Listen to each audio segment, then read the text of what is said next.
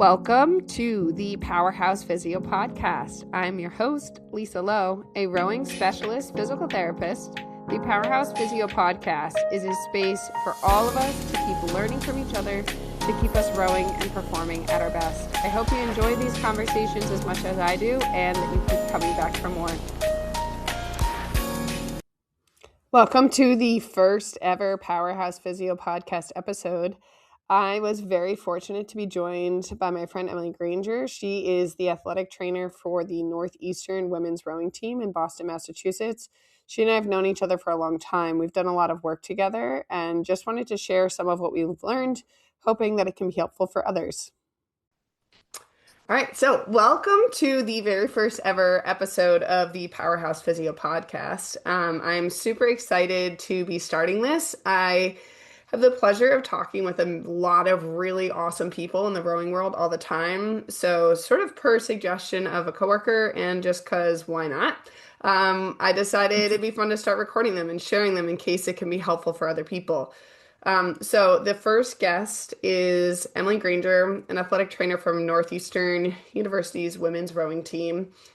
She and I have known each other for a few years now, and the cool thing is Emily is a non-rower working in the rowing space, and she and I have come to really be able to collaborate with each other and learn from each other because of, the learning we've been able to do together and sort of what she's been up to with her team. I would say a really neat thing for kind of Emily within the rowing community is she sort of has a unique setup in that her athletes and coaches like really truly trust her and come to her with their injuries and their this and their that and kind of are able to mitigate things like really quickly and their athletes don't feel like they need to hide anything from her because she knows what she's doing. And I would say sadly that's a really uncommon relationship between athletic trainers and rowing teams. So props to Emily and all the hard work she's done to be able to create that relationship. And truly she's our relationship and our development of kind of knowledge and collaboration together is a really big inspiration behind the keys to working with rowers that I've built. So hopefully this conversation just kind of teaches all of us a little bit more and we can get to know Emily and the cool stuff she's doing over at Northeastern. So yeah, Emily, I would say, kind of that's how we've gotten to know each other. But Yep. But what's your kind of take, I guess, on your last few years on the Northeastern women's rowing team? Yeah, so I would say I started working at Northeastern and I was assigned women's rowing.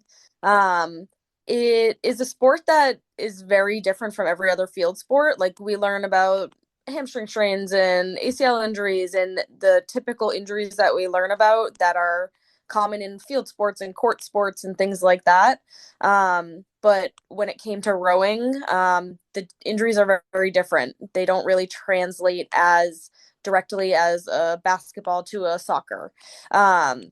So I found myself kind of stuck as a new I was maybe 3 or 4 years of experience, but generally new working with rowing, and didn't really have that knowledge base of what rowing injuries were, what rowing really was. Like my first year, I didn't see rowing on the water until we went to spring break training trip. So I was managing all of these injuries, but I didn't really truly know what the sport was about. So I found myself just needing more resources. Like the first athlete that came to me with a rib stress injury, I was like, what are you talking about? Why do your ribs hurt? You don't play football. You don't play lacrosse. You didn't get an impact to your ribs. This doesn't make sense to me. So mainly me and Lisa connected because I was really looking for resources on how to help support myself and help support these athletes with a better understanding of rowing. Kind of do a little bit of research online, but there's not a whole lot out there, especially for athletic trainers, which is kind of where Lisa got that idea to come up with her intro to rowing basics. And it's been very helpful for me just to build that knowledge base to be able to better treat these athletes. Yeah, and I would say something I, probably didn't expect. How many years in are we now? Like 4 or 5? I think about 4, yeah. Yeah, and I feel like I didn't necessarily expect like from my end sort of how much I would get to learn from, what you've gathered and experienced and everything within a, collegiate team because I've never had the opportunity to be on your side of things, right? Like I've never Yep. had the challenge of managing like 60 women's rowers all at the same time, right? I get the one-offs and collection of multiple different age groups and genders and all that kind of stuff. So Yep. I feel like it's really opened my eyes to the true challenges of a collegiate environment, both from an athletic training side and really like in some ways our conversations over sort of how your guys' strength coaches integrate and all that kind of stuff has taught me a lot of like, wow, these professionals have a really hard job that like typically you don't know the sport. You're thrown all these athletes who are doing an incredibly high workload Yep. and like that how do you help them if you don't understand even just like the basic like how do people move and where do these injuries come from and like all that kind of stuff. Right. So it's been really cool to be able to like learn alongside of each other and kind of I feel like especially as my in-person practice has grown with the rowers that I get to work with, the fact that typically you and I see a lot of common trends of Yep. injuries through the year. And part of that's because we're experiencing the same weather, right? Yep. All of the rowers that we treat are rowing in the same conditions. But it's been like really affirming of like, oh, okay, yeah, she sees this too. So like I'm not crazy. Like we are seeing more of this thing this year. And Yep. so I feel like it's been a really nice other just like within our Boston area connection to start to recognize some trends and patterns and whether it is because it's been like a cold year or a windy year or a rainy season or whatever it is, like we've both noticed how much that really affects the injury trends that we have. Yep. Absolutely. And yeah, and I feel like that's just like I wouldn't have had that chance if you don't have like the bulk of athletes that you have that you're working with, and then like 95% of my time is with rowers, right? So it's like Mhm. the two together, it's yeah, it's been really cool. Um, so yeah, I'd say between those things, like it's been such a fun experience to get to learn from each other. And then probably the most fun that we've had is for the past 4 years, every fall, we've like batch sort of like tested slash like I don't know, what do you call it on your end for like the testing that we do? Kind of like baseline testing almost, like Yeah. just a data collection with Yeah, the yeah, rowers. and right, and like with the goal for the athletes of like, okay, here's like kind of some numbers for you. Here's some stuff we can maybe work on for the coaches. It's a nice chance for them to sort of gauge like where the team is at for the fall. So we sort of developed in parallel with so Champion PT where I work has a really strong relationship with the baseball team at Northeastern. Um, we have a dog entry. And um so I feel like we had the chance to kind of be like, all right, these baseball guys get to come in and do all of this, so like why can't we do this too? Yep. And so they, use it as their spring or their preseason like screening for, shoulder stuff to prevent like elbow shoulder injuries. They just do their pitchers. We don't have just a one position that's more apt to be injured than others, like baseball. So it's like, well, we got to do the whole team. Right. Which then goes from it being what, like maybe 20 or 30 pitchers to like 60 women, 60. right? So it's like the logistic of like how on earth do we test this many people in a like relatively time efficient way Right. was like a huge thing. And thanks to like coworkers of mine who are willing to step up and participate and like make it so we have all hands on deck. Um, so I guess let's take a step back. Let's like describe sort of the testing that we've done, like the different actual um sorry, my dog's drinking water. That's Um okay. the actual things that we've found that we've started with testing and sort of I feel like now that we've been 4 years in, we've really started to get a bit of like trends and we had a conversation last week to kind of decide like, okay, is this the format we want to continue with going forward? Right. Sort of reflecting in that space, but still I feel like we've learned a lot from what we've done so far. Um, Yeah. So I think like to start is where like the testing battery and how we developed that. Like so we started with hip range of motion, because that's important to be able to get into the different positions of the rowing stroke. Like you need a certain amount of hip flexion in order to get into the correct catch position. And then we did hip strength, as just kind of a measure of overall pelvic stability. And we did the shoulder strengthening, which was a similar battery to what baseball does, but just overall rotator cuff testing. Then we did ankle dorsiflexion, because Like that's range needed of to get into motion. the catch position as well.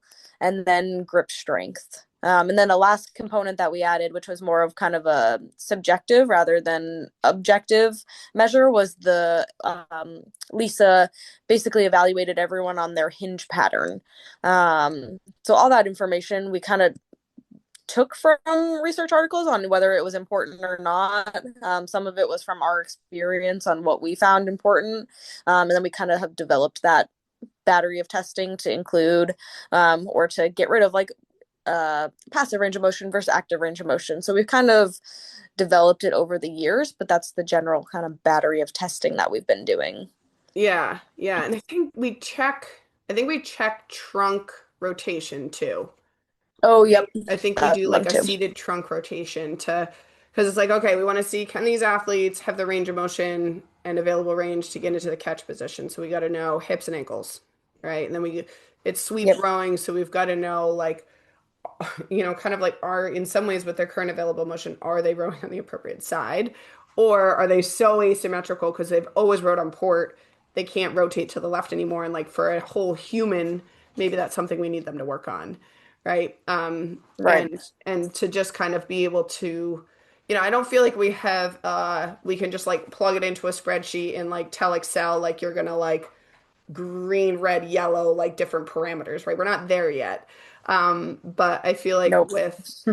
yeah, right. And it's like that's a dream, that's a maybe to come soon. But at the same time, I feel like being able to see like, oh, okay, this person can literally only, get um for your recordings, have we done inches or degrees for dorsiflexion? We've done inches or centimeters? I think we've done inches. Yeah. Yeah. Okay. So usually between 4 and 5 inches of like bent knee dorsiflexion correlates to like an appropriate range for a rowing stroke, right? So it's like if they're shy of those 4 degrees, or if they have like five on one side and two on the other, then it's like, okay, cool, we got to do something here so that you don't end up like tweaking your back, hurting your knees, like doing other weird things sort of up the chain to be able to try and get into that catch position. And then it's like we go up Right. to the hips. And if they don't have a minimum of 30 degrees of internal rotation, or what do you have, like 120 for hip flexion as your like cutoff, I think so. right? Yep. So it's like if we're missing some of those, then like, how do we help that? Um, and um, and then we kind of move up the chain even further to the shoulders.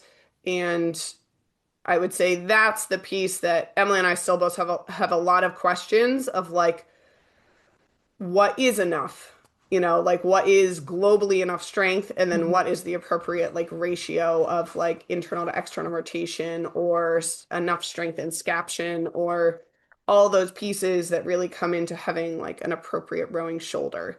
um but I would say even without knowing Yep. that, right, I feel like Emily, you've been able to develop some programs for your athletes who we've been able to sort of like bucket a little bit in the like, okay, your shoulders should be a little bit stronger, or, oh, your range of motion for this thing is not quite adequate, right? And we've talked a lot about like the buy-in of the athletes being like kind of the most important thing here, but why don't you share sort of like what you've tried and what you've seen over the past 4 years, because it's changed.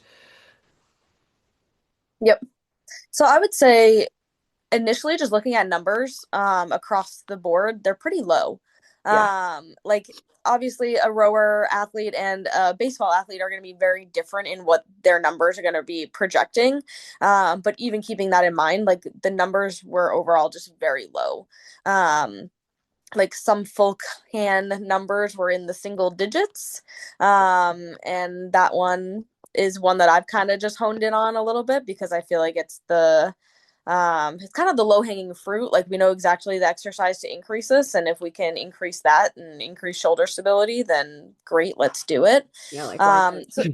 Yeah. yeah, so that was my overall kind of like plan in making a shoulder stability program for the rowers. It's just the numbers were overall low, and just kind of trying to improve shoulder stability across the board.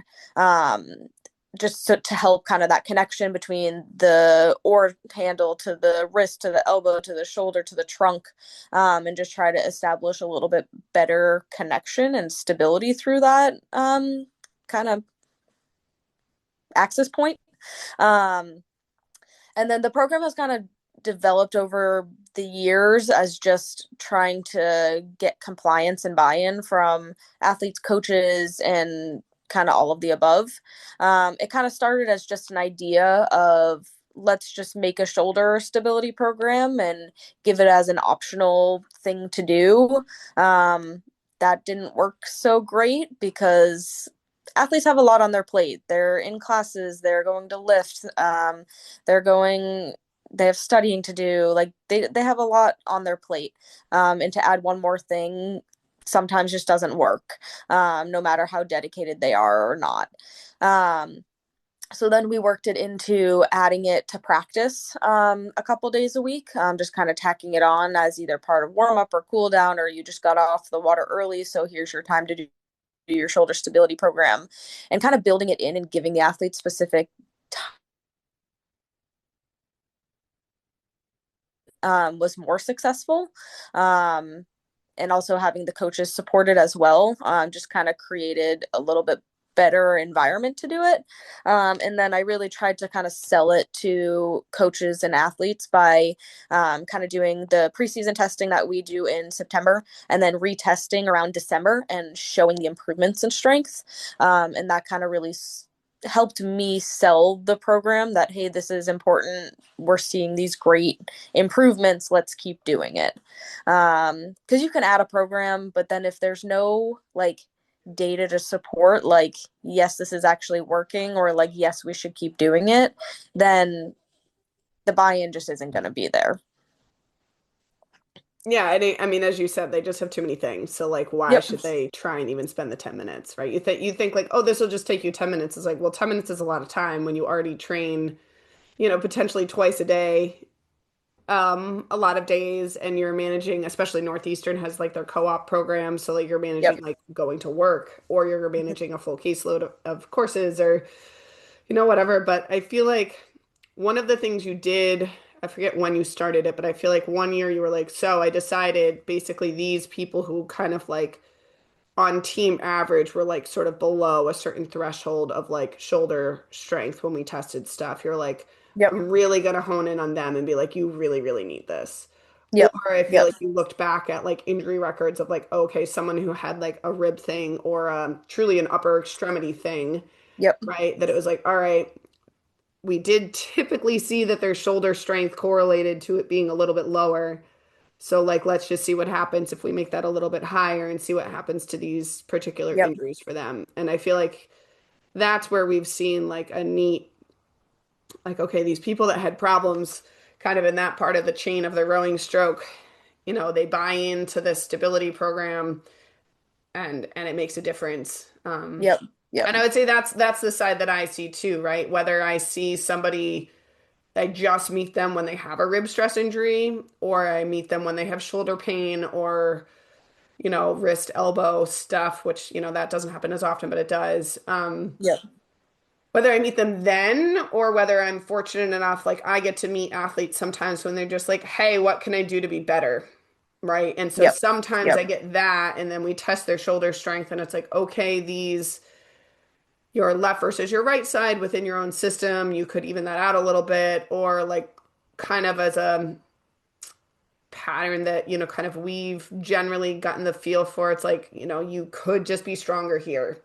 Yep. And, I feel like something I've talked with a lot of athletes recently about in terms of like the importance of that shoulder stability is like, okay, your legs are stupidly strong. You're a rower. You train your lower body all the time, right? Like in the gym, you've increased your leg drive strength by X amount, but like your shoulders still need to stabilize against that increased strength so that That you can force, yeah. actually get that force from your footboard to the handle to the blade in the water.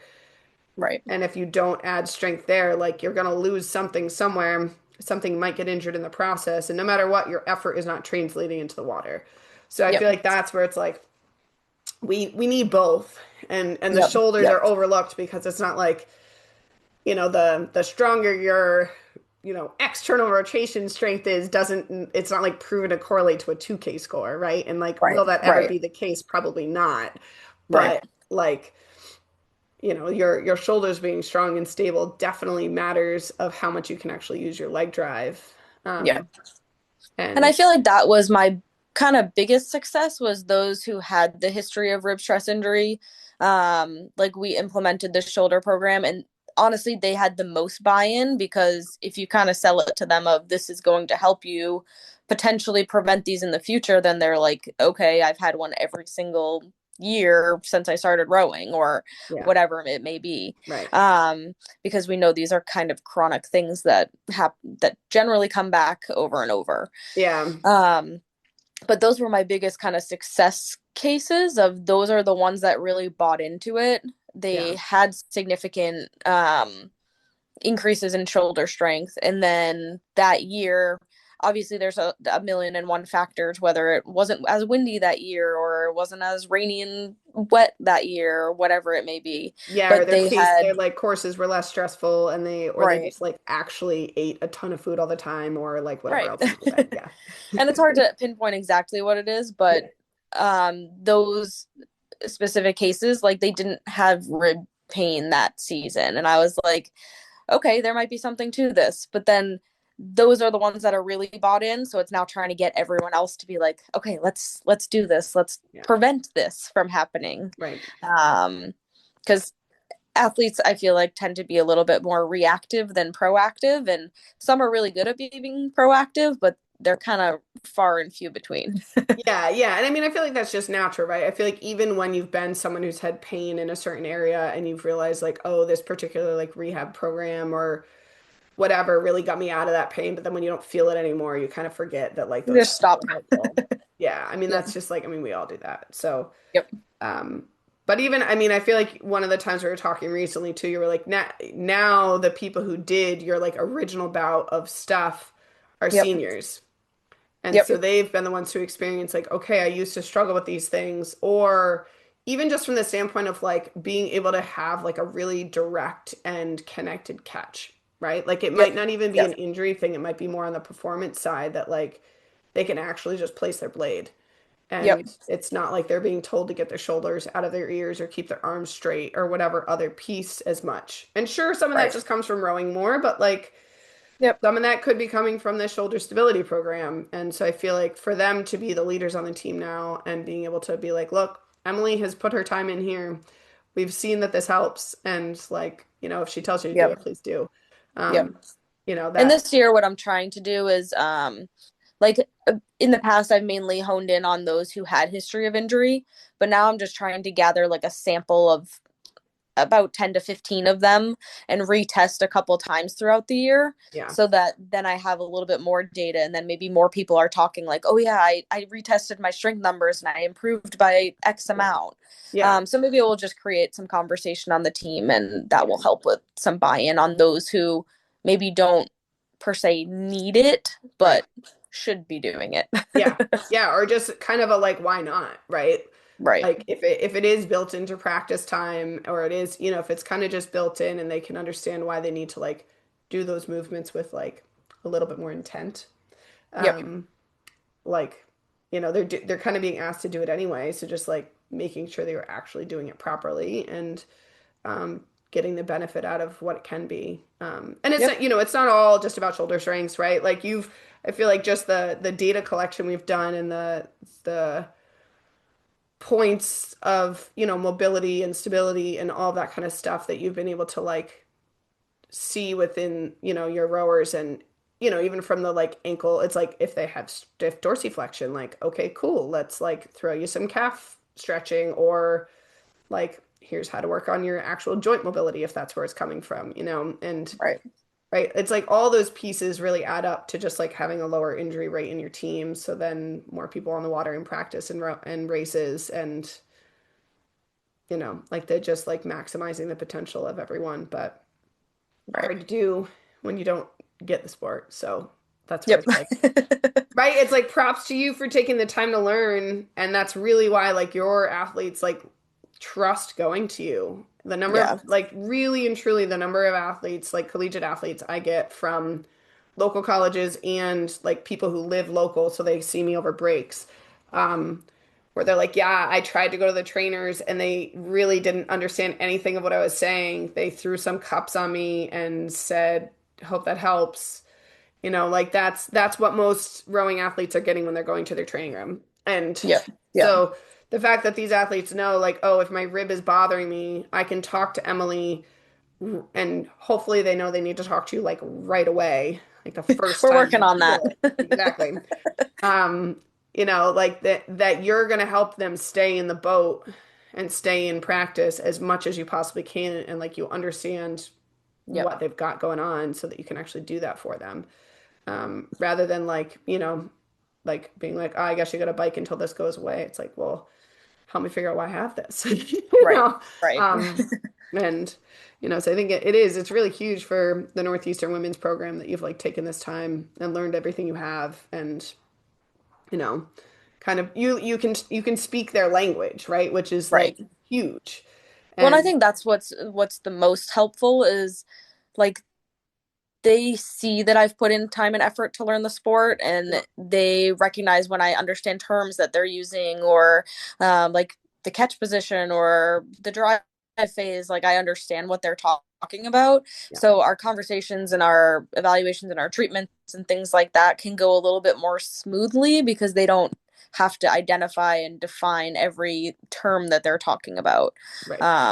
And it's just kind of helped build that trust because and this is with every athlete, if they see that you're putting in the effort to understand them, Yeah. then they really appreciate that. And it just kind of helps build that rapport a little bit better.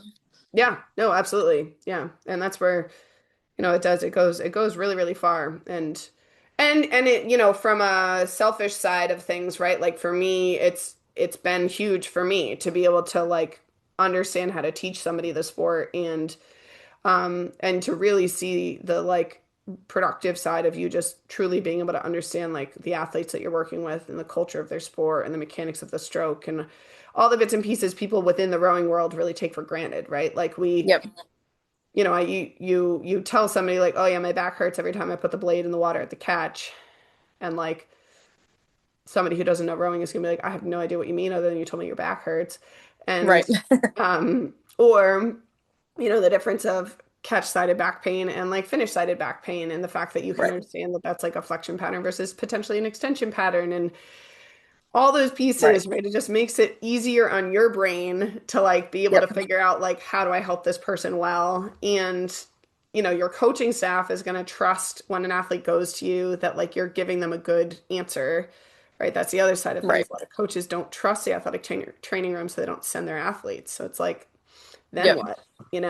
And Yep. so it becomes really tricky, and truly like what you've done is a really great example of like how far it goes to just be a non-rower who's like learned the sport, right? And Right. Right. learned the basics, um and our testing on the side is like bonus Yep. and all of that for sure. And it's really I can't imagine within just your solo athletic trainer situation being able to like actually collect all that data on 60 athletes at the beginning of your season, right? Like, It would have been impossible. yeah, so like whatever, we'll just keep doing it. But like, Yep. that's another challenge it's a lot of athletes. So like how do Yep. you get good baseline data, good health screenings, kind of as they come in for their physicals at the beginning of the year or whatever it is, like, Right. you Yeah, know, it's hard. It would be almost impossible for me to do it solo, yeah. just with the amount of athletes and the time it takes to do it. Like if I spent 20 minutes on each athlete doing Yeah. this baseline testing, that's about like 2 weeks Yeah, it's of, like, and that's and all you that's could not do. doing Yeah. anything else. Yeah. Yeah. Yeah. Which is really so because yeah, when we do it, we have, let's see, we usually have two PTs testing shoulder strength. We pulled it off with one this year, but we usually have two PTs testing shoulder strength. We usually have you doing hip strength. Yep. We usually have another PT doing hip range of motion. We usually ask one of the PT students, we have a champion, to do the dorsiflexion and the trunk range of motion, and then I'm checking everybody's like pelvis motion on an erg. Yep. It's a lot of bodies. And then we, A lot of luckily, bodies. yeah, and then luckily it's like we have other PT students or the coxswains are like good scribes for us so that it's as Yep. efficient as it can be. Yep. Um, but yeah, I mean that's like ideally that's it's like 10 plus people to like pull off testing. I mean, we get 60 athletes in and out in usually like a 3.5 hour time frame, Yep. right? Because we have two Yep. waves and they kind of overlap and they come in and out and they're even sitting, they're sitting around a little bit because pieces take longer than others, but Yep. um, it's not a small undertaking, but the fact that you've gotten such great like data and injury shifts in your program Yep. because of it, right? Like it's worth Yep. it. So And it's definitely taken years to kind of, I guess, do something with the data. Like yeah, I remember our first year we collected the data. I like yeah, put it all together in a spreadsheet and I was like, oh my God, what do I do with this? yeah. And it's so much. It's like, what if this even matters? And we're like, I guess Yep. we'll wait and see. Yep. Like, I feel like we tried to run like some statistical analysis on different things to like have a clue. And we were like, well, they just seem like they could be stronger. Yep. Or That's really sometimes all it's we as got out simple as of that. that one. And then from there, it's been cool to see. But I do remember, I think it was after the second year we did it. I remember you telling me at one point you guys had a spring regatta. I think it was like in the basin where you were like talking to some other AT or other coach or whatever, and they had like a bunch of people out for injuries by that Yep. stage of the season. You're like, and we Yep. don't. Like Yep. you're like, we're all on the water, we're all racing. Right. And Right. or maybe you had like two and they had 10 or something Yep. crazy. And Yep. that was one of those where I was like, okay, this is pretty cool. Like to just have the information and understand like the deficits Yep. potentially. Yep. And Well, and but I don't have the rowing background, but from learning about the rowing background, like a lot of these athletes, they don't come from a strength and conditioning background. So they've been rowing and rowing and rowing for years yeah, like without that 4 to 6 strength and years before they conditioning get to college. Yeah. background. And in order to sustain and maintain and be able to do that volume of work, like you need that strength foundation. Right. And some of these athletes just don't come in with that background, Yeah, which is or no if fault of they their own. It's yeah. just kind of the way it is. Yeah, or if they Um, lifted in high school, it was in the like rowing coach has programmed things. We're all doing like a team circuit, yep, like not necessarily great quality of movement, not necessarily appropriate amounts of weights, like all that kind of stuff like that, and that's where it's like rowing our big teams. Like you can't like coaches try their best. Like there's a reason why certain things happen the way they do, but yep, yeah, I mean that's the other side of stuff that we've kind of worked on like yep, within your program of like, okay, the strength and conditioning really needs to support this yep, how do we give any kind of feedback if feedback is welcome or not right, into that system and it does make a really big difference yep, um, for sure but absolutely. yeah well I feel like this was a super fun first go at the Powerhouse Physio podcast and I'm Perfect. sure conversations between you and I will be another part of it down the road because as I've said many times we learn from each other a ton as we kind of Yep, are working with our athletes locally and kind of finding trends and learning about whether things matter and all of that but yeah, it's fun, right? Like it is. even as a It's nice to, non-rower I promise working with rowing is fun, right? yeah, yeah. Well, it's just nice to have somebody to bounce ideas off of. Yeah, And so you're not on an island trying to treat this kind of strange population of athletes. yeah, we're definitely a unique group, right? Yep, Like between the cultural side of rowing and and injury management within that cultural side of rowing of like it's hard to understand the fact that like okay, if I show up to practice and I say a piece of my body hurts, then seven of my teammates might also not to get to go on the water today. And that's a lot of pressure, you know? right, right. And Yep, the trickle down effect of like what it has on the whole team if like somebody's got to sit out. And it's not like yep, you can say yep, like, oh, you can participate in 25% of practice today. Because if they row 8K away from the dock and there's nobody to swap out with, like that doesn't work. So Right. the Right. logistics of rowing it's really tricky. And so with, the way you would manage injuries in a court or field sport, it's just not the same. Yep, it's very Um, different. it's very different. And I feel like being able to understand that again just gives more confidence to your team that like you guys can make it through a season as healthy as possible, Yep. um, which is pretty cool. But well, yeah, so more to come. Yeah. This was fun. Yeah. All right, I'm gonna stop. Where is it? There we go.